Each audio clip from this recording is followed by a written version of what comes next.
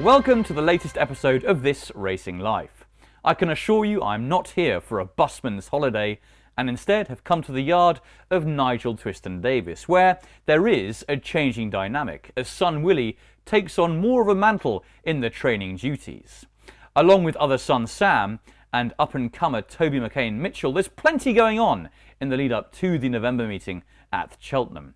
And with the likes of Broadway Boy, Matata and Potter's Charm, there aren't too many slow coaches here at Grange Hill Farm. Obviously been a part of the team for a long time, but so much more so the last 18 months, and work very well together, so it's just a natural progression, I suppose, that hopefully next year I'll be on the licence in May. Obviously we'd like to have done it sooner, but we're halfway into the season and there's no point changing. I mean, the owners and staff and know that it's a Dad and Willy team and Sam and Carl and Jim Old, so they know we're all working together, so we'll be patient and wait till then. What was the main reason for you behind wanting to take on the training side of things? It's more the form and when I was a kid, I don't know why, I just always had a gifted the Racing Post when I was 7 or 8 and took it to school with me every day. I loved looking through, playing starters orders, training all the horses, finding the right races, and I've always found great enjoyment of race placings, a massive one. And then obviously I love the training side now, where you know, when you see a horse improve dramatically, like sort of Broadway Boy started off his handicaps off 118, and knowing you've probably got quite well handicapped horses, very exciting. And then you go to the other side, watching the 3-year-olds progress, like Breaking In, I Like to Move It, and Guard Your Dreams. Very exciting. Watching the things like the new one come through, Potter's Charm on this year, Glimbray, watching the novices come through. It's just obviously a lot more highs and lows with training, whereas when you're riding, you can get in the car and leave it behind. Yeah. Whereas now I take it quite personally, I take it home with me, which is probably isn't the best in the world, but if you're not constantly thinking or trying to improve, you'll be left behind. And do you feel that your knowledge of the sales ring and that kind of process is helping your dad a bit in that kind of realm?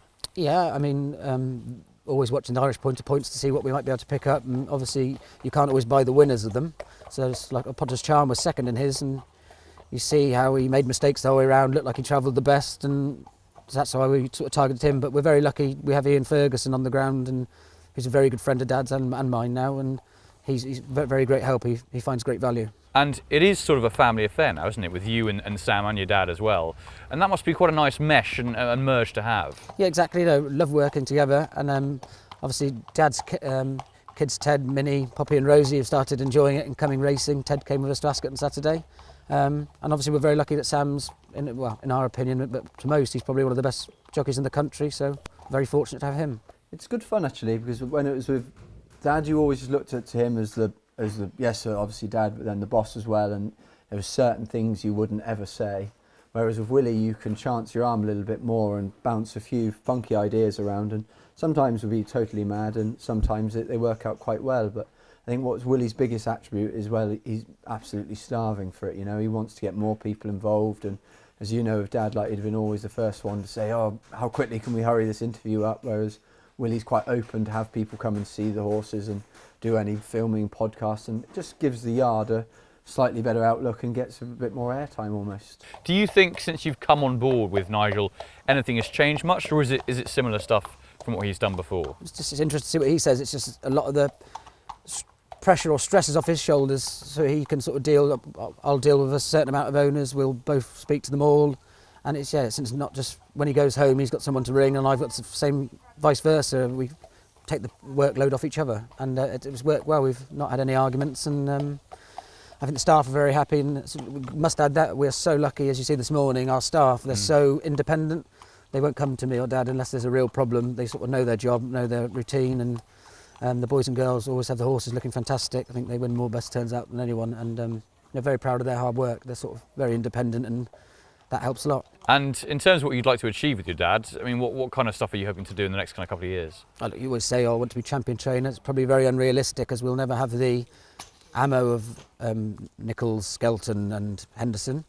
But the aim will be always just to keep growing this place, growing the business, and hopefully getting the better quality of horse, which looks like it's coming through now.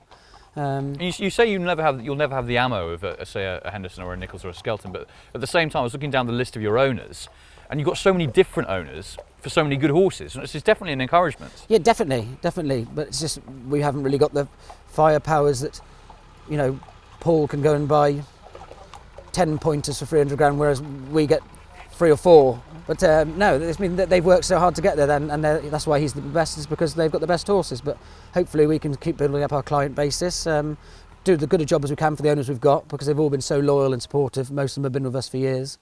Like a key one is Jamie and Anne-Marie, who now sponsor the yard and just love their horses so much, and I'm grateful to buy a horse as expensive as Master Chewy for them, and it's repaid them.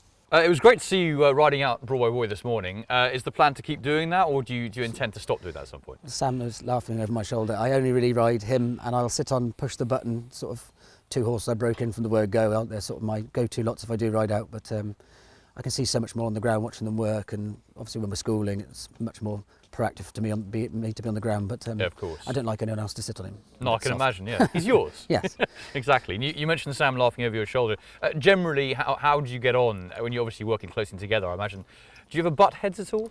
Very rarely. He gives his opinion, his feedback, it's invaluable, but he sometimes doesn't see what Dad and I see at home every day, so you've got to go on your gut a lot of the time. What we can have is probably, I'd never have with Dad, is a lot more of a heated conversation. Yeah. Whereas Dad, you look at him with respect rather than anything. I wouldn't want to be swearing about X, Y, Z, although it does, I'd be quite well known sometimes being not the best of losers afterwards, and Dad would predominantly get the brunt of it. But where Willy's good then is like he will argue back, whereas Nigel would just kind of stand there, take it and smile. But obviously with a pair of them now, it's a nice dynamic, it works well, and that Willy and I can get on with what we do, and then Dad is fantastic at what he does. And I know that as far as you're concerned, there's no real ambition on your side to go on the licence at any stage, is there? No, I'm quite happy behind this. Obviously riding is my only sole objective, just to be as successful and ride as many winners as I can, and then hopefully it doesn't have to happen in the near future, but one day then just play a quieter part behind the scenes where I can. And of course Sam is tried and tested, been there, done it, got the t-shirt, whereas Toby McCain-Mitchell is a young jockey coming through, but he's impressed, I think, quite a lot of people in racing so far. Yeah, Toby's a very naturally talented horseman. Came to us with not having too many rides or winners, and everything we put him on, he's grasped it with both hands. I mean, his rider, the newest one, he looked like a professional. No, he's a very, very good rider and an integral part of the team. Ever since I can remember, I wanted to be a jockey.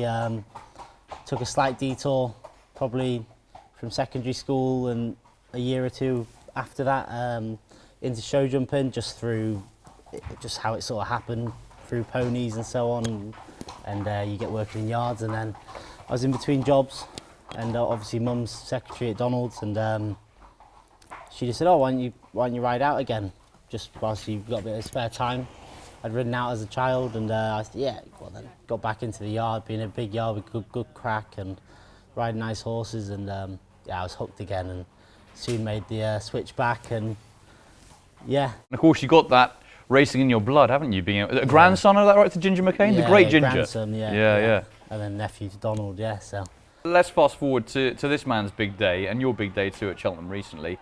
It's always a race that's great for conditionals and that kind of thing, isn't it? And spurring them on to greater heights. And of course, to win that, I imagine, must have been a great thrill. Yeah, I was quietly quite excited and looking forward to riding him. I had a game plan the whole time, and luckily it all went to plan, as it rarely does. And what was that feeling like crossing the line up that famous hill? Oh, I can't explain it, yeah. I was speechless, which I'm not usually, yeah, it's just magic. So some things stay the same and some things change. Change very much at the forefront of plenty of minds here at the Twiston-Davies yard, with equine and human talent very much on show. Now time to leave here and head to Warwick to find out a little bit more about their race days, and indeed to enjoy the Racing TV Club Day. So the club days are included as part of your Racing TV membership, and it's so easy for people to apply. So we have a club days section on our website, and you can simply select the days that you want to attend and pick 2 tickets for yourself and a guest, and they're a combination of both club days and weekend tickets. Okay, and it does seem as though they've proved pretty popular so far. Well, I mean, Warwick's an incredible place for them all to come, and also having a marquee like this, where we've got a lot of capacity for our members, it's brilliant. And so this is a club day where we do have a VIP section, so these tickets are randomly allocated, depending on the capacity we get. But yeah, it's been great. We've got a lovely bunch here, and they're having a great time so far. I think it's something that, for whatever you're paying, I think it's £20 or a month or whatever it is, you really get your value for money if you come on some of these things. Go racing, I don't know how many days there are, but significant number. I think I've been 30 times or something this year. So even though my wife shouts at me for doing it, but there you go, I love it. We try to come about twice a month at least on the club days. Of course, watch it on TV all the time, as does my daughter, who's now a new recruit. So yeah, she follows you as well. So yeah, we love racing TV, and the club days are fantastic. So yeah, I can recommend it to any race goer. Brilliant. We love to support Racing TV Club Days. We have 3 throughout the year, so this is our proper club day that we have on our Stanmella Chase Day. We've got the January meeting where we have the winter season ticket, and then the weekend season ticket as well on our four-legged friend day in March. So we love to support them. It provides a bit of atmosphere on course, and the uptake is really good. Yeah, loads for Racing TV members to get involved with. It's great to see. In terms of Warwick race days coming up, obviously Stanmella Day has been brilliant so far. We've got some great afternoons ahead of us, including the Winter Festival, in association with the Thoroughbred Breeders Association. There's a lot going on, isn't there? Yeah, we've got loads to look forward to over the next few months. Our Winter Festival on the 20th and 21st of November. The second day is our Breeders' Day. It's the first year of our relationship with the TBA. There's a great seminar in the morning that the TBA have pulled together with a fantastic panel featuring Charlie Post and Grace Skelton and Simon Cox from the TBA. So that's something really exciting for the racegoer to get involved in. We've then got our 2 meetings in Christmas with our ever popular New Year's Eve meeting, and then we look forward to our proper race days with our Classic Chase Day in January and Kingmaker Chase Day in February. Warwick were also hosting the 2024 Jets Richard Davies Awards, and we caught up with the winners. I've met sort of all the Davies family today really, and obviously the awards are in memory of Richard Davies, who sadly lost his life, and I think it's great, you know, to keep his name going, and their support has probably been instrumental in allowing these awards to thrive year after year really. And yeah, I think the sort of the prize money and the pat on the back we get for it is a great incentive for jockeys to take up the opportunities that Jets are offering. From what was a cracking day at Warwick, we've come down to see Kim Bailey racing, a man who no doubt has raised a glass or two of Chianti Classico to his headline horse, who made a winning return at Ascot and looks destined for all the top level contests this term. It's all change here at the yard, with Tom Bellamy recently made stable jockey number 1 and Mat Nicholls likely to be on the licence at some point soon alongside Kim. Loads to look forward to, and I've come down here to find out a little bit more. Let's begin with Chianti Classico winning the big handicap at Ascot, a horse who really seems to be coming into his own now. Yeah, it was a proper performance really, carrying top weight. You know, he's on a very big horse, and it was a big day for him. It was a huge day for the jockey, for Tom Bellamy, yeah, it was a great result for me, for Tom, and for the owners, because Sir Francis is chairman. Well, not chairman. He's the King's representative at Ascot. So he, you know, for him to have a winner at Ascot was brilliant. Not far off 160 rated now. Do you see his ceiling being pretty high now? Well, I hope it doesn't go down, but he's going to be hard to place, and it's, you know, he's still probably in the cusp that he could run in a handicap again, but he's going to carry top weight, and he's probably not good enough yet to go and take on the big boys, because he's still a stone away from them. So he's in the Betfair as a possibility. If we had 4 runners like we had last year, then obviously we might think about it. He's never run less time than a month, so that would be 3 weeks. It just might be too soon. He's not a horse that takes a huge amount of racing. I know he's an exciting horse to follow, put it that way. I know that we're all far too Cheltenham Festival centric these days, and we all get very hyped up, don't we? But it would be remiss of me not to ask, do you think he could be at some stage a potential Gold Cup horse? Well, he's only 7. So, you know, he's going to be 8 by the time we get into next year. I've always looked upon him as a Grand National potential horse, because at the end of it he stays, he jumps very well, and the Grand National is a very different race to what it was 5 years ago. I mean, now it's a class race. You know, the banding of weights will only be a very short, you know, it would be a stone from bottom to top. Yeah, it's now a very different race to what it was. It's not gone are the days when it was a lottery for outsiders. There won't be outsiders anymore. There will not be the lottery. And in many respects, the people's race is gone, because you can't get the dear old lady go and shove a pencil in and just put it down there and say, well, I'll have 50 quid on that, or £5 on that.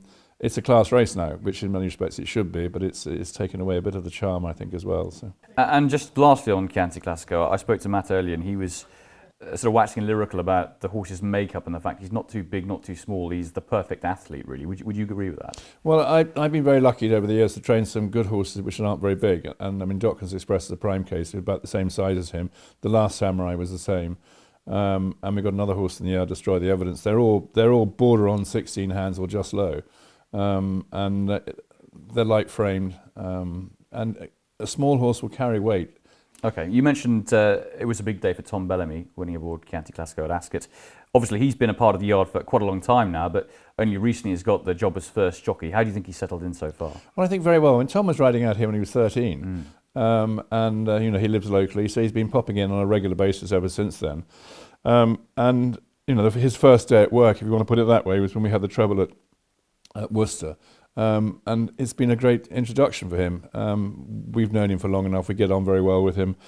And I hope it carries on that way. He lives in Stirling, so it's very easy for him to get in here and ride out as much as he can do. And he's very keen on making it work, and we're very keen on making it work as well. My stepmother used to be secretary here, so I used to come in on a Saturday morning with her when I was at school and ride out, and got taught all the ropes by Matt, Ed Cookson, Jason Maguire and people like that. So I've ridden out here for a long time, and had a sort of spell riding when I was a conditional in my earlier days, and then a few years away and then back again now. Yeah, and Kim said he's got some pictures of you when you were 13, so it's a long old journey. Yeah, that's it, exactly, and they look like old pictures now, so it makes me feel quite old. But no, it's been a long process, I suppose, but no, it makes it all a bit more special, I suppose. Yeah, a nice familial feel as well with Ed Cookson and a few others still here as well. Yeah, well, I sort of grew up with Ed, to be honest. He's quite a bit older than me, actually, I should say.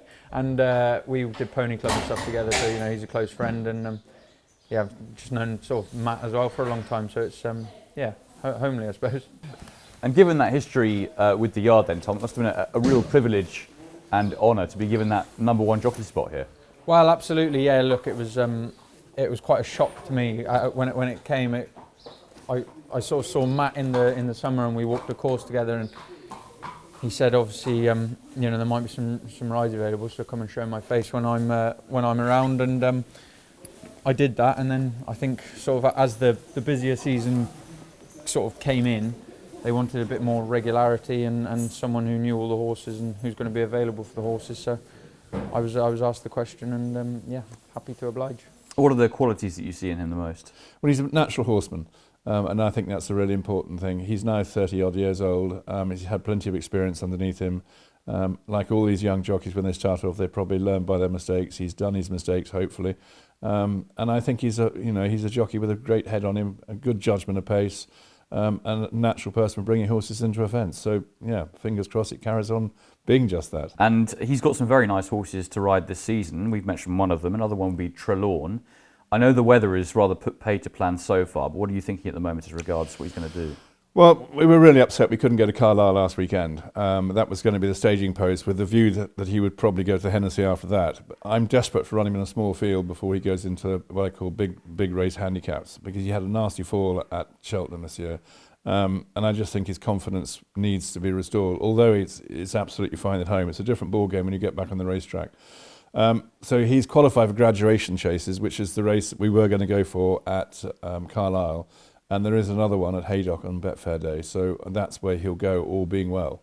And I just pray it'll be soft enough. Good to soft jumping grounds, fine, okay, but nothing quicker than that. He came back after Carlisle last year with sore shins, and I really can't go through that again because it made our season very difficult for him. Yeah, I don't blame you. I know that he's always had plenty of talent in your eyes, got a few quirks as well. Yes, but I mean, good horses have to have a little bit of a quirk, even though his pedigree wouldn't suggest he is what he is. We were very surprised when he won his first race over hurdles. None of us really, he never showed that much at home. He's a bit like old Harry Topper was years ago. They never showed anything at home, and he went down to Exeter and he came home 18 lengths clear. We were all staggered. And then we went back again, and he jumped the last in clear, in front, and then decided to join us in the paddock, which rather ruined the day. But we learnt then that the quirk was there. So, and of course he showed it big time when he ran at Wetherby, when he tried to run off the racecourse. I mean, he was heading to the Owners and Trainers car park. He is the sort that if you feel you can channel those quirks, he could turn into a very, very good horse. I think he could be. I'm sure Tom will get on very well with him. He's certainly shown a great liking for the horse. He's worked well. His work before the planned race at Carlisle was very good. He's done plenty of schooling. Yeah, and the rest is up to the lap of the gods and how he behaves on a racetrack. He's an absolute machine, but he's a quirky old customer. If you look through his form, you'll see. But I think it's starting to all come together. I've sat on him 4 or 5 times at home, probably more now, and each time I try kidding it out of him in a different way, and I feel like I'm getting there. But then I think he surprises everybody with what he does sometimes. But if it all comes together for him, I think there's a big race in him. I wanted to ask you as well, I know you've always been a keen writer of your blog, and that's something I hope to see continue in the future. Where do you find the time to do it? Because you're such a busy man with the horses. Well, at the end of it, it's something I find very, very easy. I'm up early enough to do it. It doesn't take, there's not a lot on it. It's a lot of pictures, and now you do a lot of copying and paste of other people's information. So it's a lot of bullshit, but it's also quite fun. And a lot of people read it, and it's actually brought me some very good business. So I'm not complaining about it. If we could fast forward then finally to, let's say, this time next year, and you look back on your 2024-2025 season, what would you like to have achieved? It'd be lovely if we could have another winner at Cheltenham, and a Grand National winner. Who knows? I mean, if the horses get through their season in one piece and they've had a good season, it'll be good. Mat will come on my licence at some stage, okay. We've got a lot to look forward to the future, and his job will be to bring in younger people and younger owners, and that's how you've got to move forward. I've done this job for a long time, and I love every moment of it. I love national hunt racing, but we've still got to try and find out ways of getting younger people to get involved in it. And we were talking about Don Matcham earlier on, who's brought all these university students in. Those guys coming in and helping racing are really important for the future. You've been here for 17 years now. I believe so. Yeah, you're part of the woodwork here at Kim Bailey Racing. But for those who might not be aware of your name, it's going to be becoming more prominent, isn't it? Because at some point in the near future, you're going to be on the licence alongside Kim. Yeah, that's the hope. That's the hope. The process has started. It's something that we spoke about for the last few years. Kim, when I first mentioned it to Kim, he was very upbeat about it and very open to it happening. He wanted to get to a certain number of winners in his own name, which I think is absolutely the right thing to do. But we're at that level now. We're at that number now, and the process is happening. So hopefully in the next couple of months we'll see my name out there a bit more. Yeah. And it does seem as though you merge and gel very well together, and that you're sort of, he's A and you're B, and you work well as a team. So nothing much, I imagine, will change. No, very much so. I think you've hit the nail on the head. We've been pretty much doing it as a partnership for the last a good few years now. Anyway, the only thing that will change really would be getting my name out there and getting my name in the paper for the future. Our owners have completely understood how we work for an awful long time, and people that know us know how we work. Obviously, the final decision has to rest with somebody, and that will always be Kim. It's his licence and it's his yard, and it always has been. But we've worked as a team for a long time now, and we work together very well. Well, I guess once you get on the licence, the main aim will be to continue this current trajectory of quality and horses that do very well at a high level. Massively. Your dream, isn't it, that you see your name in lights and you see yourself training big winners. That's what everybody wants to do, and I hope that. And it just maybe. It's very difficult to get new money into the yard these days. We're surrounded by a lot of big yards and a lot of up and coming yards, and to attract people here, A, we've got to train winners, but B, it just gives us a bit of longevity and perhaps look into the future, and hopefully another name on the licence and a bit of a kickstart and a bit of not a relaunch, far from it, because we're not going anywhere and we haven't been anywhere, but just it's just something to flag up, something different that might catch people's eyes. It does feel as though this year there is an emphasis on quality at the yard. Would you agree with that? Yeah, very much so. We had a bit of a thinning out during the summer.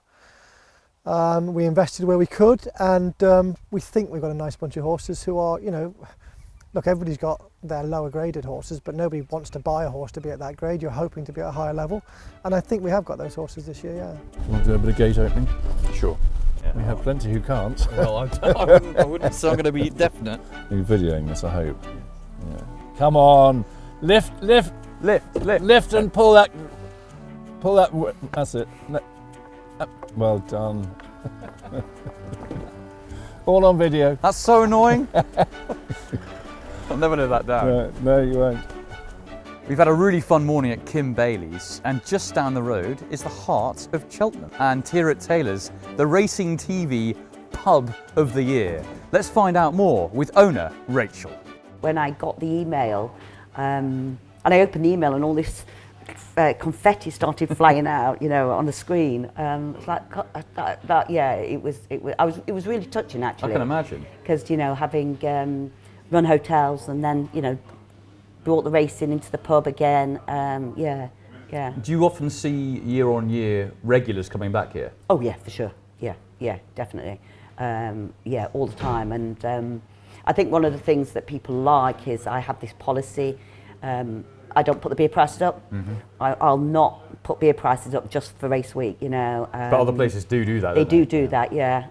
But we don't put our prices up. Even though we have extra costs like for security and all the live entertainment we put on.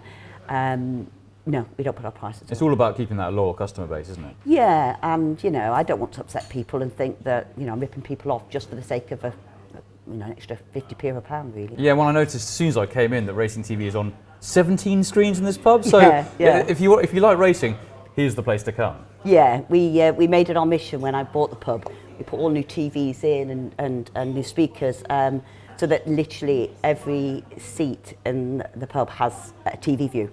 So wherever you sit, and it's ironic, we always get lots of people when booking for sporting events, can I have a view of a TV? And you know, no worries on that front. Yeah, everywhere has a TV view, so it's fantastic. And how did you come by getting into the pub game, moving from hotels to this?